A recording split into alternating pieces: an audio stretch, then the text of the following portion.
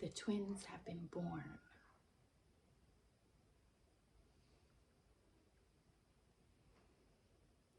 And currently, all 4 kids are sleeping or semi-sleeping. And it is late at night, well, 10 p.m., just late for us now. But this is usually the time when my husband and I get to hang out and spend time together after all the kids go to bed and paint the walls in the kitchen. Okay, so first things first, I made it to my due date and passed by 2 days. So I carried twins for 40 weeks and 2 days. And that was huge. We had the hospital in town staffing extra from the time I turned 32 weeks until I delivered, because they were afraid that I was going to need to be transferred. And so yeah, they just wanted to be prepared, which put a lot of pressure on me, on my midwife, as they were constantly asking her what was happening with my health and the babies. But it all ended up working out pretty smoothly. So I'm very thankful that they were willing to accommodate that and be prepared. The night I went into labor was the middle of the night, and I woke up. My midwife had told me to let her know a little bit before I was 5 minutes apart with contractions, because we are so far out. It was going to take a while, and since this was my 3rd birth, and it was twins, things would probably go faster. And so when I woke up with the contractions, I immediately started timing them because they felt very close together, and they were 7 minutes apart. So I called her and let her know, and she said she would meet me in 45 minutes. So my husband and I got our oldest 2 girls ready to leave because they were not going to be attending the birth, which I had gone back and forth about, because my oldest daughter really wanted to be there. She really likes watching birthing videos. But in the end, I decided that she actually doesn't really do that well with even just a little bit of blood. And even though she was saying that she would be fine knowing that I was going to be in pain and probably screaming, I just didn't really think that her 4-year-old brain would really be able to comprehend it in the moment. And I'm glad we made that decision. So we dropped the girls off, and then it was time for me to just do my thing and be in labor. I can see you in the window.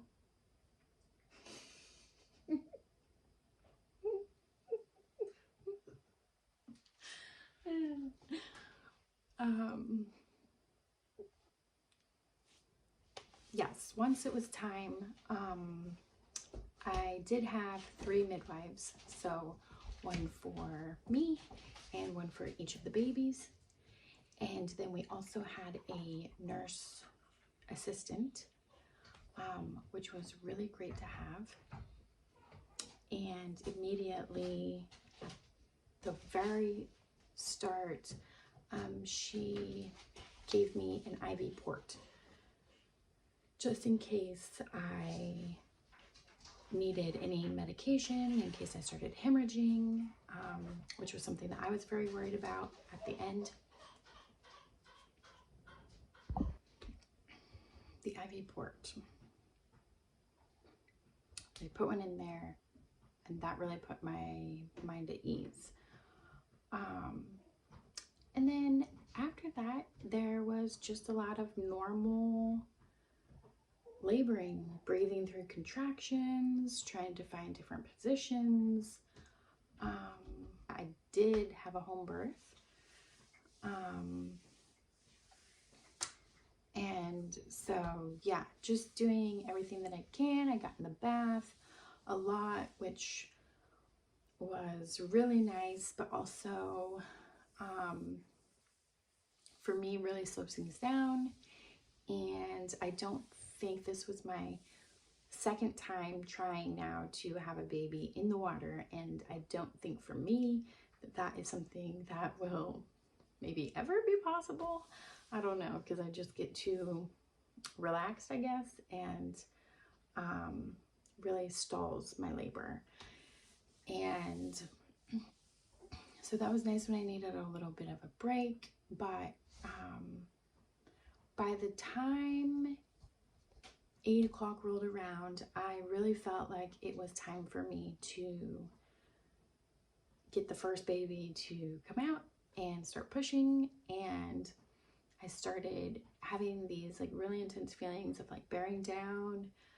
All of the midwives came over, because before they were just in a circle kind of talking, doing their own thing, letting me do my own thing.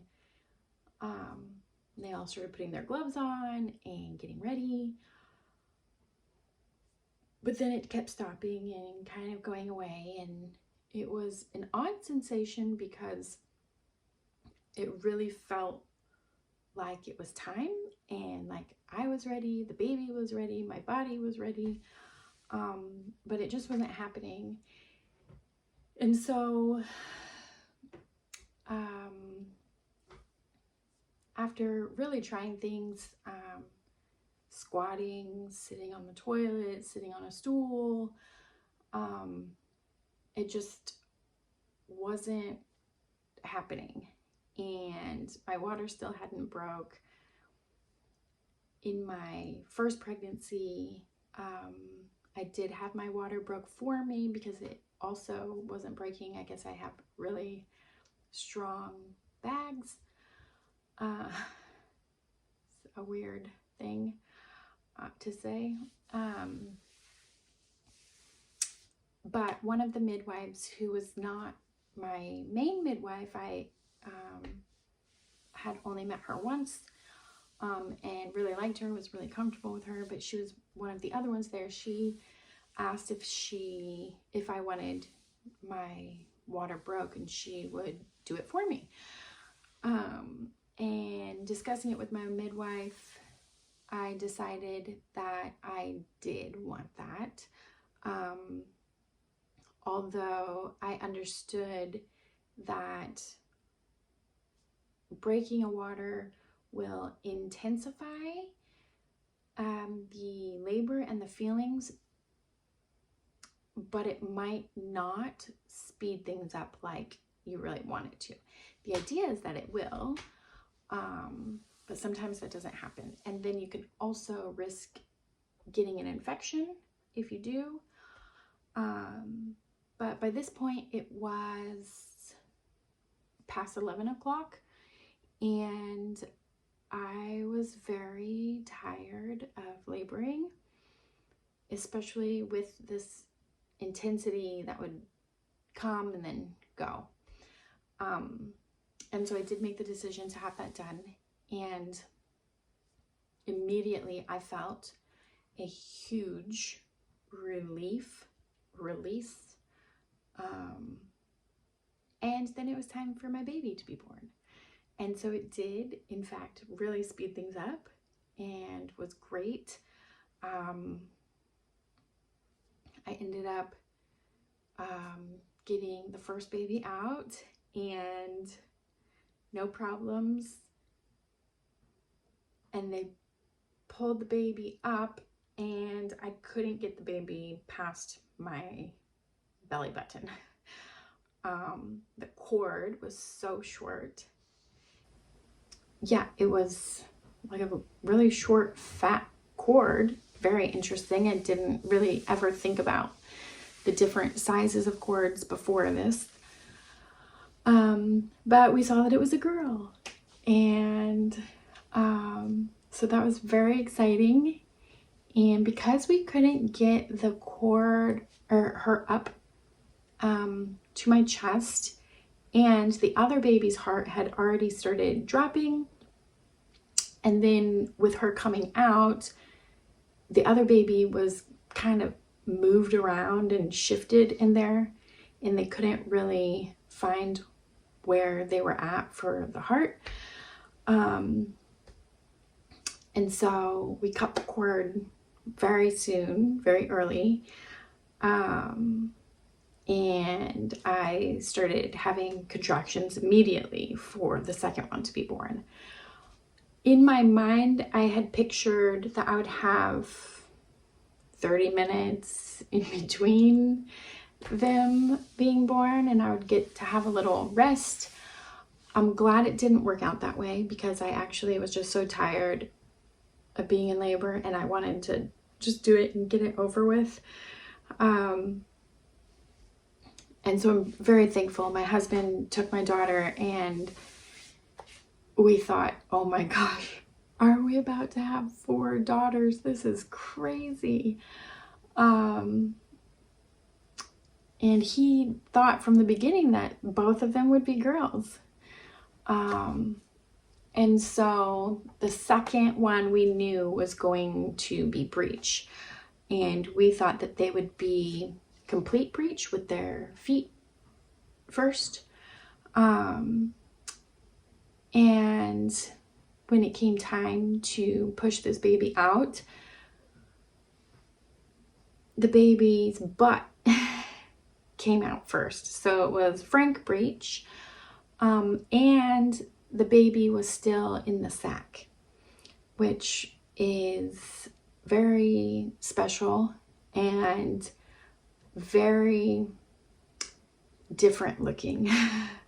I remember watching a video before I went into labor of somebody who had that exact situation, and I wanted my husband to watch it because I was like, whoa, this is like something I've never seen before, and he was not interested in seeing it. But I did tell him that it was important for him to know that it can look a little freaky coming out and that it was still okay if that was the case. So he was very thankful to have that information and that I didn't make him watch it, because it was very interesting. But anyways, the butt came out first and then little legs just bloop, dropped out.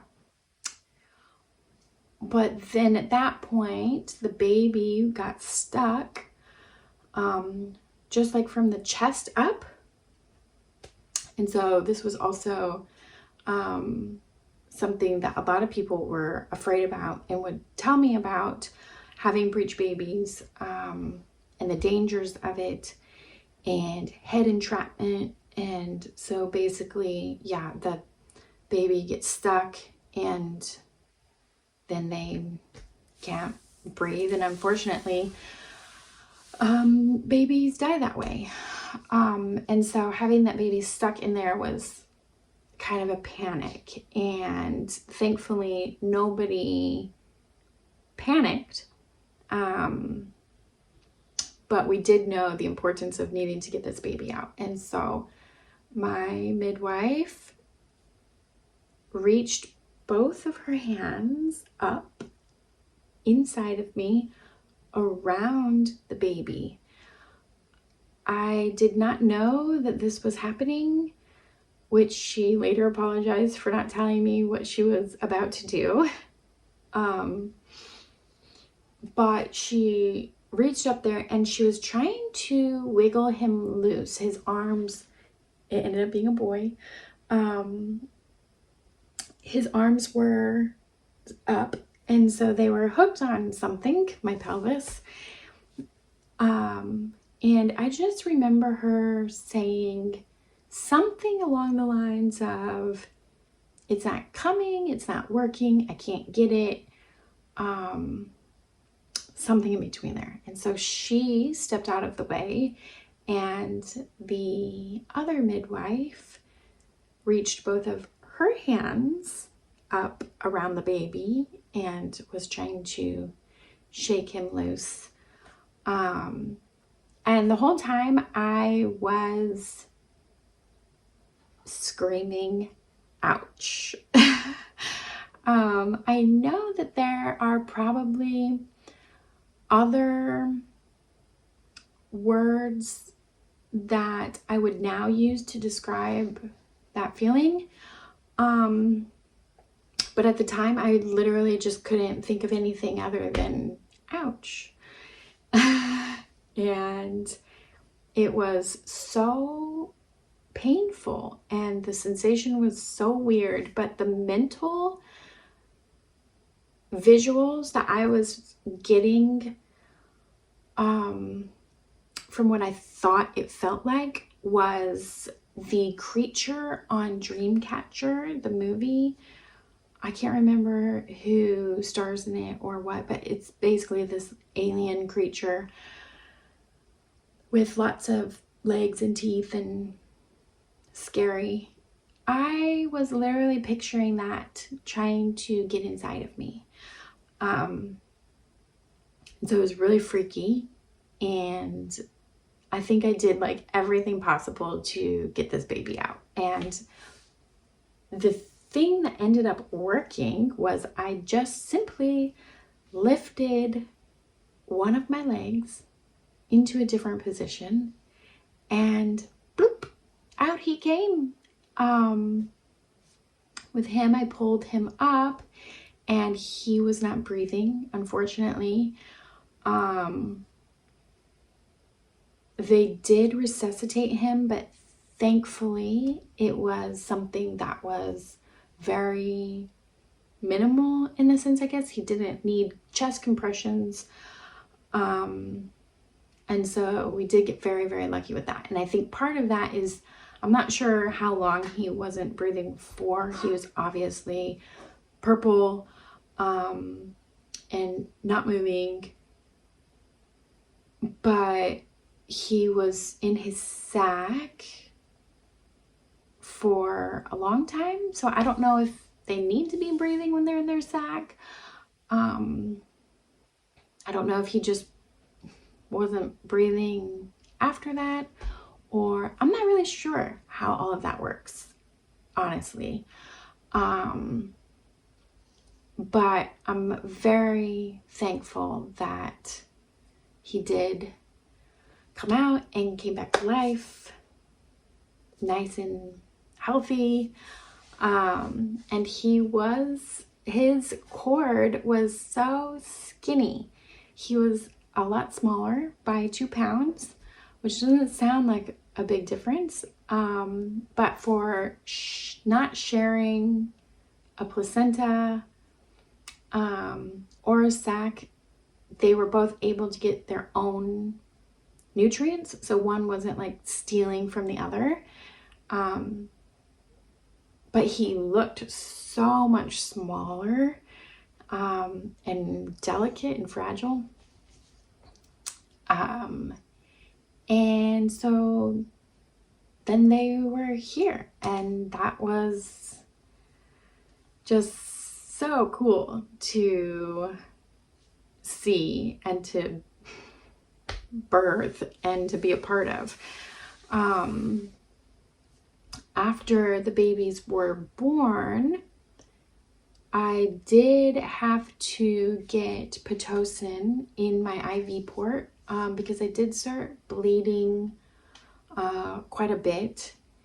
And I don't necessarily know if it was hemorrhaging, if that's what it would even really be considered. I'm not sure how much blood I lost. I stayed conscious.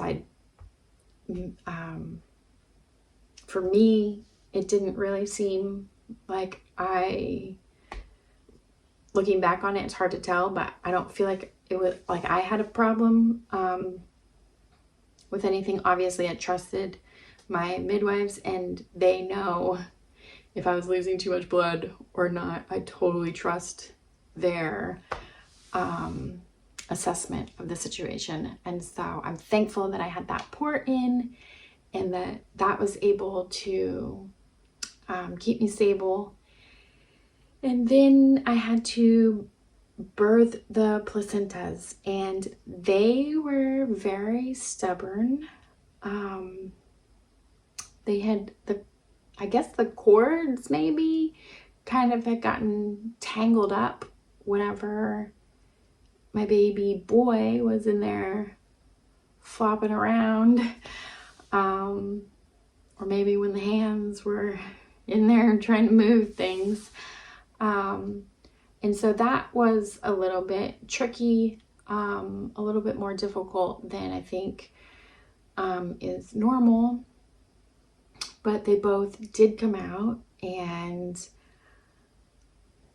yeah, then we just kind of got cozy with each other. My son, who was the one that had gotten stuck, he was not latching on for eating. The girl, she was the big, healthy one who came out easy, no problem. She latched immediately, ate, and pooped all over me, and then fell asleep.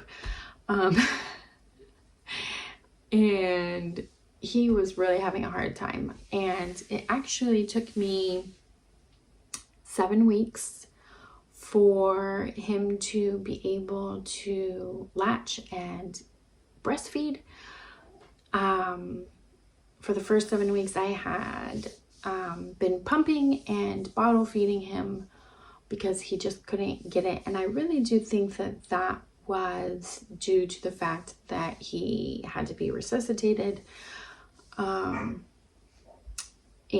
just maybe had, whether it was a little bit of development or trauma, I'm not sure. But now at this point, they are a few days after 3 months old, and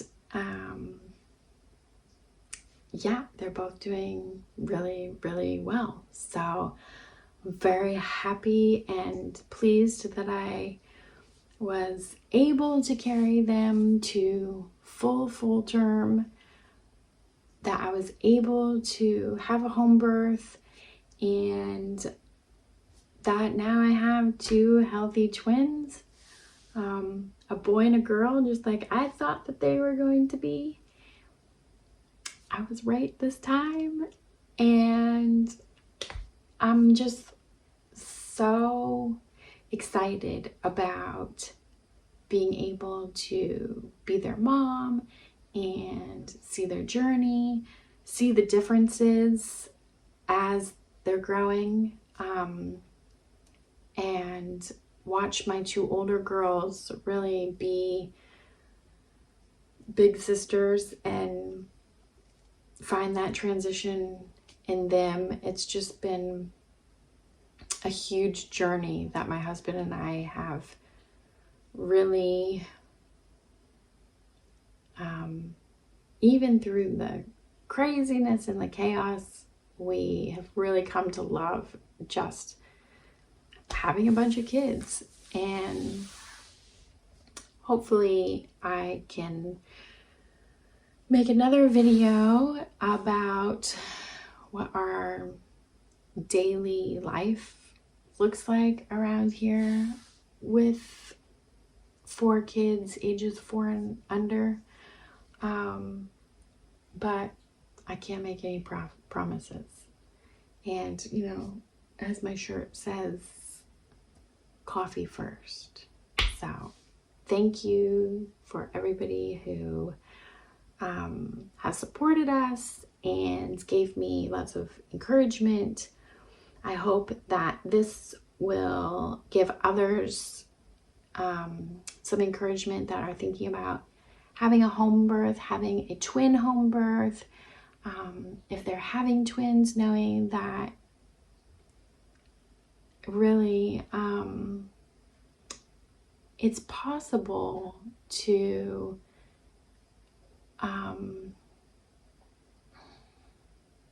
really have a positive experience, no matter if you're giving birth at home or in a hospital or vaginally or C-section, and that really it's just all in your perspective. And for anybody out there who's hoping to have twins, I hope you get to have twins, because it is so fun. And thanks for watching. Thanks for being curious. Maybe we'll be able to give you another update soon.